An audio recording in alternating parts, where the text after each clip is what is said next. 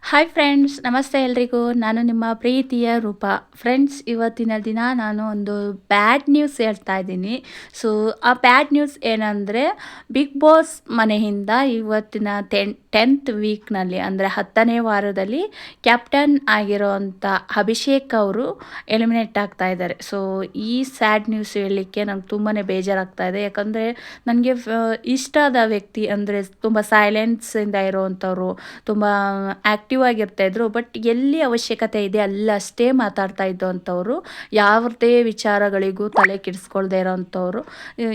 ಈ ವಿಚಾರದಲ್ಲಿ ಅಂದರೆ ಕ್ಯಾಪ್ಟನ್ಸಿ ಮೇಂಟೈನ್ ಮಾಡೋವಂಥದ್ರಲ್ಲಿ ಸ್ವಲ್ಪ ಎಡವಿದ್ರಿಂದ ಸೊ ಈ ಟೈಮ್ನಲ್ಲಿ ಅವರು 10th ವೀಕ್ನಲ್ಲಿ ಎಲಿಮಿನೇಟ್ ಆಗ್ತಾ ಇದ್ದಾರೆ. ಸೊ ಇಂಥ ಒಂದು ಸ್ಯಾಡ್ ನ್ಯೂಸ್ ಹೇಳಲಿಕ್ಕೆ ನನಗೂ ಕೂಡ ತುಂಬಾ ಬೇಜಾರಾಗ್ತಾ ಇದೆ. ಯಾಕಂದರೆ ನನಗೂ ಕೂಡ ತುಂಬಾ ಇಷ್ಟ, ಅವ್ರ ಸೈಲೆನ್ಸ್ ಇಷ್ಟ, ಹಾಗೆ ಅವ್ರ ಆ್ಯಟಿಟ್ಯೂಡ್ ಇಷ್ಟ.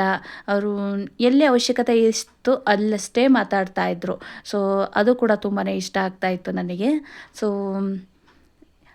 ಈ ವಾರ ಬಿಗ್ ಬಾಸ್ ಮನೆಯಿಂದ 10ನೇ ವಾರದಲ್ಲಿ ಅಭಿಷೇಕ್ ಅವರು ಎಲಿಮಿನೇಟ್ ಆಗ್ತಾ ಇದ್ದಾರೆ ಅಂತ ಹೇಳಲಿಕ್ಕೆ ಇಷ್ಟಪಡ್ತೀನಿ ಫ್ರೆಂಡ್ಸ್.